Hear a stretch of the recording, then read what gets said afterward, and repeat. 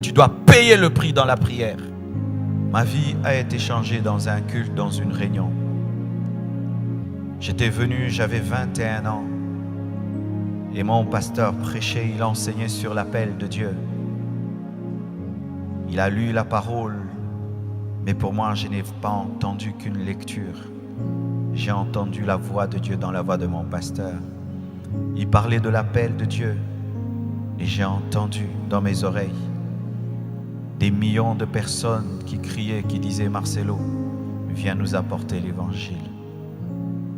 En ce moment-là, la puissance de Dieu était tombée sur moi et m'avait terrassé. Tout le monde a pu rentrer à la maison, et moi j'étais resté là. J'avais une expérience avec le Dieu de ma destinée. Et Dieu me parlait. Après cette expérience, j'ai couru à la maison parce que je ne voulais pas répondre à l'appel de Dieu. Et quand j'entre dans ma chambre, je ferme ma clé. Je trouve le Dieu que je fouillais m'attendait dans ma chambre. Il avait rempli la chambre. Il y avait une telle saturation de la présence de Dieu que j'avais du mal à respirer. Il y avait trop de Dieu, de sorte que j'avais du mal à respirer. Je ne peux vous expliquer cela. Et il m'a dit, que veux-tu que je te fasse pour que tu répondes à mon appel? Et comme je refusais de répondre à cet appel,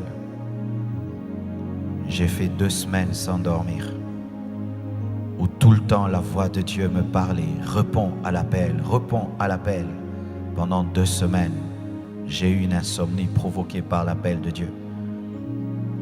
Et étant donné que j'avais fait 2 semaines sans répondre à cet appel et sans dormir, j'ai eu un problème avec ma tête, de sorte que j'oubliais ce que je disais et je ressemblais un peu à un fou. Et on m'a amené dans un hôpital psychiatrique. Le médecin me regarde et il me dit que tout va bien. Et il dit qu'on m'enferme dans ma chambre pendant 2 semaines, que je ne voie personne, que je ne sorte pas. C'était une retraite imposée par Dieu. Et pendant 2 semaines, j'étais dans ma chambre. Et il y avait trop de Dieu dans cette chambre. Il me parlait tellement que je devais lui dire d'arrêter de me parler. Je devais prendre des cahiers, écrire vite et m'annoncer tout ce que je suis en train de vivre aujourd'hui. Quand j'avais 21 ans, il me disait, tu iras dans le monde entier, tu prêcheras ma parole. J'étais un jeune garçon, je n'avais même pas un passeport. Et des fois, je devais lui dire, arrête de parler, je dois écrire. Et des fois, je disais, arrête de parler, je dois dormir. Ma mère était en peur. Elle me voyait sortir, donnez-moi un cahier, achetez un cahier, je dois écrire, je dois écrire, je dois écrire. De sorte que si quelqu'un venait me voir, je pouvais dire en avance qui allait venir me voir. Et j'avais une chaise dans ma chambre. Si seulement tu t'assieds sur cette chaise, je te regarde, je te raconte ta vie. La présence de Dieu commençait à remplir la maison. Je n'avais plus besoin même de dormir avec une couverture. Je sentais une couverture spirituelle sur moi. Je suis en train de vous raconter ce qu'un enfant, un jeune garçon de 21 ans, vivait dans le secret de sa chambre. 2 semaines après, je suis allé à l'église. J'étais chantre comme mes sœurs. Et on m'a donné le micro. Et je fermais mes yeux et je chantais. Je ne savais pas que pendant que je chantais, les gens ne faisaient que tomber. Quand j'ai ouvert les yeux, j'ai vu des gens par terre. C'est là que l'onction de Dieu a commencé à se mouvoir dans ma vie. Moi qui hier priais en regardant une montre, je ne savais plus m'arrêter dans la prière. Il fallait que je puisse me décoller. Les moments de prière étaient devenus des moments intenses, des moments d'intimité terrible. Et quand Dieu m'a dit de commencer l'église, j'ai fait 2 ans. 2 ans où je jeûnais chaque mercredi, je veillais chaque vendredi. Et après, c'est comme si ça ne suffisait pas. J'avais maigri, j'avais atteint 45 kilos. C'était pas assez. Une soif me brûlait. Je devais connaître ce Dieu qui m'avait appelé. Je suis allé dans un jeûne de 11 jours où je ne prenais que de la bouillie. Le dernier jour de ce jeûne, un tonnerre a retenti et j'ai entendu une voix qui m'avait dit: aujourd'hui est né dans cette nation un grand serviteur de Dieu. Je suis sorti de cette retraite. Moi qui avant ne prêchais que 20 minutes et après je n'avais plus rien à dire. Quand j'ouvrais la Bible, je pouvais prêcher 1 heure, 2 heures et je ne finissais plus. Une onction de la connaissance de la parole était venue dans ma vie, dans la retraite. Les choses de Dieu existent, mes frères. Dieu est capable de te communiquer un dépôt spirituel que l'homme ne peut expliquer. Et je suis sorti de cette retraite et j'ai continué à prier. Et j'ai continué à prier jusqu'à ce que Dieu, un jour, alors que je marchais, il m'a arrêté et il m'a dit: c'est assez, tu as assez prié, commence l'église. J'ai dit: Dieu, je n'ai pas d'argent, comment je vais faire pour commencer l'église? Il m'a dit: tu vas mettre une chaire et tu vas parler. La première fois, c'était des enfants qui étaient devant moi. Il n'y avait même pas de tôle, ni des instruments. J'ai parlé sans instruments, sous le soleil, à des enfants. Et la puissance de Dieu est tombée sur eux. Quand la puissance de Dieu est tombée sur les enfants sont rentrés en parlant langue, raconter à leur maman ce qui leur était arrivé. Les mamans sont venues vérifier. La puissance de Dieu les a touchés. Et les papas sont venus vérifier. Et la puissance de Dieu les a touchés. C'est comme ça que l'église est née.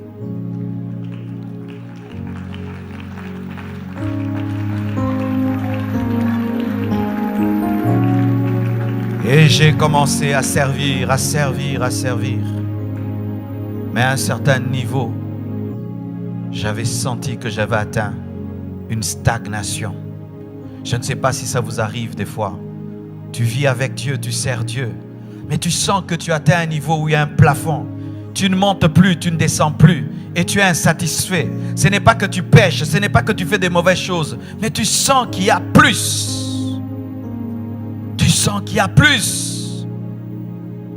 Tu peux être dans le lieu saint, mais tu sens qu'il y a le lieu très saint.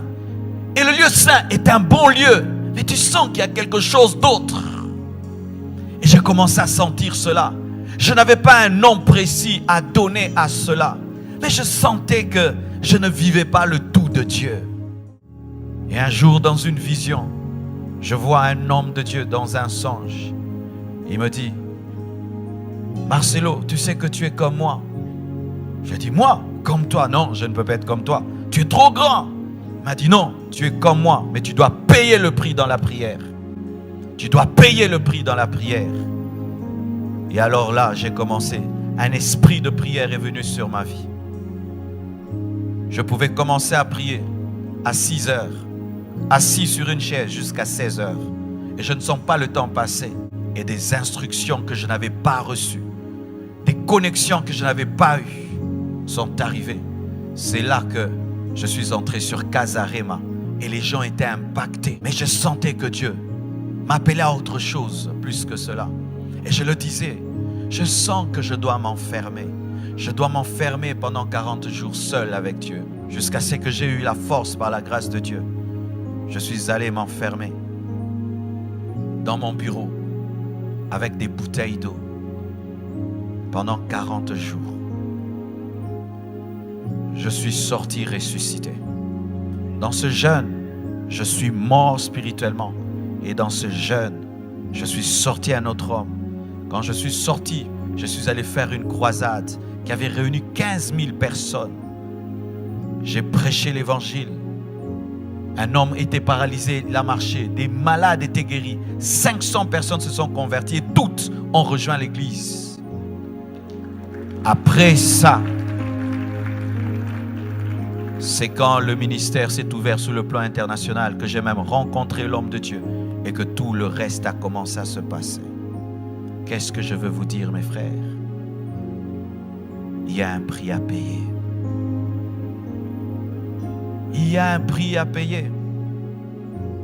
Tu aimes cette chair, on te dira qu'il y a un prix. Tu veux l'avoir, tu dois payer un prix. C'est vrai que Christ a tout accompli pour nous, mais voici comment Christ fait. Il achète une chose pour toi et il la pose sur la table. C'est à toi de venir la prendre. C'est pourquoi il dit, venez à moi vous qui avez soif. Tu dois venir, tu dois aller. Sinon tu mourras et jamais tu ne deviendras l'homme que tu dois devenir. Je t'assure, le jour de ta mort, Dieu te présentera un autre toi-même que tu aurais pu être, mais que tu n'es jamais devenu parce que tu n'as pas payé le prix qu'il t'a demandé. Chacun de nous dans son esprit entend toujours un prix qu'il doit payer.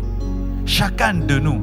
Celui-ci, Dieu lui dit de veiller. Celui-là, Dieu lui demande de jeûner. L'autre, je ne sais pas, Dieu te demande de faire des veillées de lecture de la parole. Jusqu'à quand tu vas reporter à demain le prix que tu dois payer?